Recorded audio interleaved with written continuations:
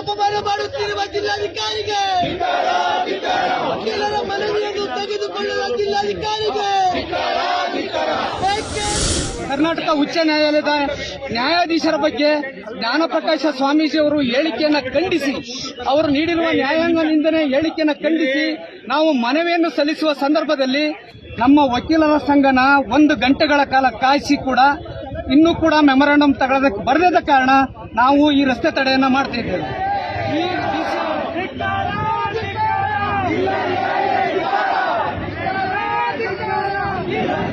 ವ್ಯವಸ್ಥೆ ಬಗ್ಗೆ ಬೋದವ್ರೆ, ಅದ್ರ ಬಗ್ಗೆ ಮನವಿ ತಗೊಂಡಿದ್ದೆ, ಶಾಂತಿಯುತ ಬಂದಿದ್ವಿ.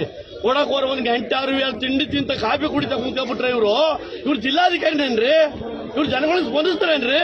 ಒಬ್ರು ವಕೀಲರ ಸಂಘ ಬಂದ್ರೆ ಸ್ಪಂದಿಸ್ತವ್ರೆ, ಸಾಮಾನ್ಯ ರೈತ ಸಾಮಾನ್ಯ ನಾಗರಿಕ ಬಂದ್ರೆ ಸ್ಪಂದಿಸ್ತಾರ?